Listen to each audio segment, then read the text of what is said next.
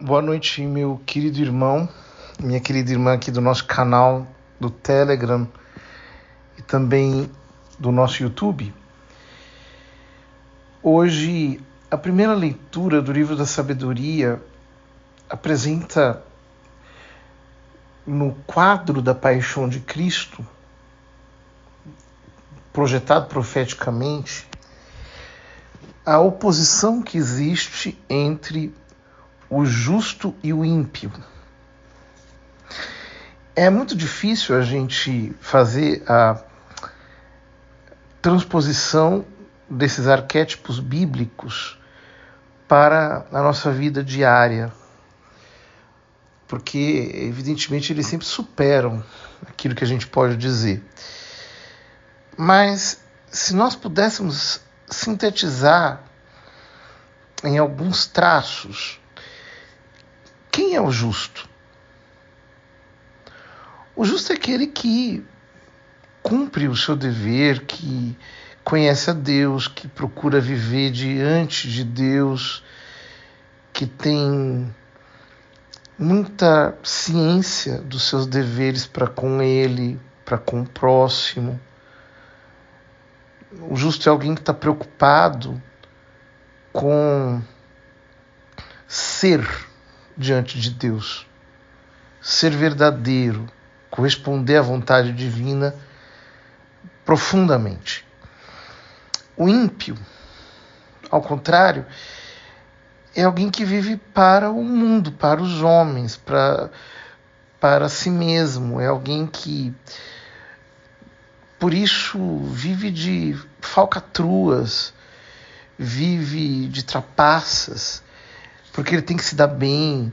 Então, ele não consegue ser de verdade, ele sempre precisa parecer.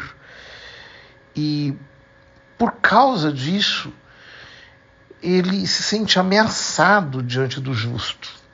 Ele se sente desmentido diante do justo. Ele olha para o justo e percebe que o justo é autêntico e ele é falso. E por isso ele se sente profundamente incomodado com a existência do justo. Ele diz: armemos ciladas ao justo, porque sua presença nos incomoda. Ou seja, o que incomoda não é o que ele faz. O que incomoda é quem ele é. É um incômodo, por assim dizer, metafísico. É um incômodo que chega ao cerne do ser. E é impressionante porque o ímpio sempre se reúne em bando. Armemos ciladas ao justo. Veja o plural em contraposição ao singular. O justo é alguém cuja personalidade é tão forte que ele é ele mesmo. O ímpio não, ele sempre se abandida. Ele sempre se une num gueto, numa máfia, num grupo de destruidores. Ele sempre se esconde por detrás de autoproteção grupal. Mas, ao mesmo tempo, ele acusa o justo de fazer isso, porque é assim, né? O ímpio se sente tão ameaçado pela verdade do ser do justo que ele projeta sobre o justo a sua própria conspiração. Ele imagina que o justo está conspirando, ele acha que o justo está criando um tipo de obstáculo, ele se sente o tempo todo visto. Ou seja, todo ímpio é paranoico, tem mania de perseguição. E por isso ele transforma essa mania de perseguição na plataforma psicológica a partir da qual ele cria o seu abandidamento. Aquelas pessoas se acompliciam justamente porque elas se sentem ameaçadas na sua própria corrupção. Então eles precisam se proteger. Eles precisam se resguardar, Eles têm que se respaldar. E por causa disso, justamente, eles criam uma mentalidade de nós estamos sempre sendo ameaçados, enquanto que o justo não está nem aí para nada disso. O justo, ele quer estar diante de Deus, ele quer fazer a vontade de Deus, ele não está preocupado muito com a sua honra. Está preocupado com o que é certo, com o que é digno, com o que é correto. Ele não está muito olhando para posições, cargos, títulos, poder. Os ímpios só pensam nisso. Inclusive porque eles não têm outro motivo para viver, a não ser a conservação das suas posições de rótulos públicos. O teatro das importâncias humanas. A encenação das vaidades. O ímpio só pensa nisso. Ele vive em função disso. Ele acha que todo mundo é assim. Quando na verdade não é verdade que todo mundo é assim. Tem muita gente que quer servir a Deus com coração puro, que tem princípios espirituais verdadeiros, convicções genuínas. Não é que o justo é impecável. Não, o justo é como todo ser humano. A palavra diz que o justo cai 7 vezes ao dia. O justo não é impecável, mas ele é ensinável, ele é conversível, ele é alguém passível a arrepender-se. O ímpio não. Ele se justifica porque ele tem que se tornar inquestionável. Toda e qualquer crítica para ele é uma ofensa mortal. Não consegue conviver com isso. Porque uma crítica para ele é ser questionado na sua posição de poder. Este é o ímpio. Ele não consegue ironizar a sua posição. Ele não consegue ter desapego. Ele não consegue dizer, isso aqui não tem importância nenhuma, deixa para lá. Eu quero servir a Deus, amá-lo, adorá-lo. Ele não consegue fazer isso. Por isso eles dizem, armemos ciladas ao justo. Porque a sua presença nos incomoda. Ele se opõe ao nosso modo de viver, ao nosso modo de agir. Repreende em nós as transgressões da lei e nos reprova as faltas contra a nossa disciplina. Não é que o justo fique o tempo todo atacando, mas é que o simples fato dele viver uma vida autêntica, o simples fato dele ser autêntico, dele pregar essa autenticidade e de ele denunciar a autenticidade, a inautenticidade em si, aquilo que está errado em si, isso se torna para os mafiosos da corrupção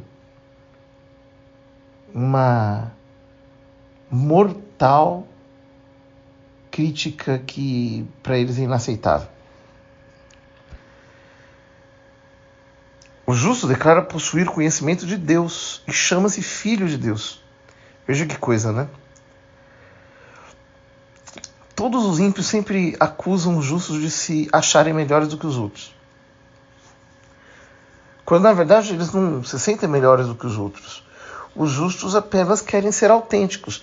É que para os corruptos, ser autêntico, ser virtuoso, querer ser santo, querer ser melhor, querer viver uma vida correta, é vaidade. Eles não conseguem perceber que isso é exatamente o oposto da vaidade. Você está se esvaziando para amar a Deus e servir a Deus, está se mortificando, colocando o seu eu todo dia em segundo lugar, está procurando sacrifícios, uma vida imolada para glorificar a Deus. Mas eles pensam, não, ele está apenas se projetando, ele está apenas querendo ganhar as custas de Deus. Por quê? O olhar dos ímpios está viciado de vaidade, então eles projetam vaidade em tudo. Eles projetam a própria vaidade deles em tudo. Tornou-se uma censura aos nossos pensamentos, e só o vê-lo nos é insuportável. Sua vida é muito diferente da vida dos outros, e seus caminhos são imutáveis. Isto é insuportável para os ímpios. A coerência do justo. Ou seja, o justo pensa o que ele pensa, fala o que ele fala, ele é exatamente o que ele tem que ser. Ele não coloca suas convicções à venda no mercado das conveniências humanas. Os ímpios jamais vão entender isso. E por isso eles sempre vão dizer que o justo é fanático, que o justo é fundamentalista, que o justo é alguém cheio de presunção, que tem a mente fechada. E por isso são pessoas que precisam ser riscadas da convivência. Somos comparados por ele à moeda falsa e foge de nossos caminhos como de impurezas. Proclama feliz a sorte final dos justos e gloria-se de ter a Deus por Pai. É isso que é insuportável para os ímpios, né? Eles veem que eles são fake. Se alguém, por exemplo, te der uma moeda falsa, R$100 falsos, você vai jogar aquilo no lixo, né? Pois é. Quando alguém vê um justo e compara com um ímpio, o que surge é desprezo. E o ímpio não consegue lidar com isso. Ele não consegue lidar com o fato de que ele poderia ser verdadeiro, mas ele fez uma opção moral. A opção dele é ser realmente fake, é servir às conveniências, é obedecer às normas do convívio político. Essa é a sua ambiência. Então, para eles, é insuportável, porque a vida do justo desmente o teatro. Então, qual que é o jeito? Você tem que cancelar o justo. Você tem que cortá-lo. Você tem que suprimi-lo. Você tem que eliminá-lo. E se não puder fazê-lo fisicamente, você pode fazê-lo de maneira jurídica, de maneira social. Você pode estigmatizá-lo, porque a pureza dele denuncia a própria impureza dos ímpios. Vejamos, pois, se é verdade o que ele diz e comprovemos o que vai acontecer com ele. É impressionante isso, né? Porque os ímpios sempre estão de olho nos justos. Eles veem o que você posta, o que você fala. Eles ficam seguindo os seus passos. Eles estão de olho em cada movimento seu. Você nem se lembra que eles existem, não é verdade? Você não está nem aí para nada. Você quer apenas servir a Deus. Mas eles não conseguem. Eles têm uma obsessão pela sua vida. Você até diz: ah, meu Deus, por que não esquecem de mim? Eu não estou ligando para eles. Eu nem reparo na existência deles. Não me passa pela cabeça a ideia de ver o que eles fazem. Não gosto, não me agrada. Mas eles não conseguem. Eles precisam se alimentar do ódio que eles nutrem por você. E por isso eles precisam te ver. Se de fato o justo é filho de Deus, Deus o defenderá e o livrará das mãos de seus inimigos. Vamos pô-lo à prova com ofensas e torturas para ver a sua serenidade e provar a sua paciência. Vamos condená-lo à morte vergonhosa, porque de acordo com suas palavras, virá alguém em seu socorro. É sempre assim. Então, eles te perseguem e depois eles te acusam de você se fechar, né? Então eles te excluem, depois eles te acusam de você ser excluído. Eles te afastam, depois eles te acusam de ser afastado. Os ímpios, eles adoram fazer esses joguinhos. E muita gente que é justa, sofre tanto psicologicamente, fica massacrada porque não consegue perceber isso. E passa por uma espécie de tortura mental, porque ela é justamente acusada por ser vítima daquilo que os seus próprios acusadores estão fazendo contra ela. Percebem um nível de massacre psicológico? A pessoa precisa ter uma grande capacidade intelectual para perceber, olha, isso aqui é só um joguinho sádico, um joguinho de tortura.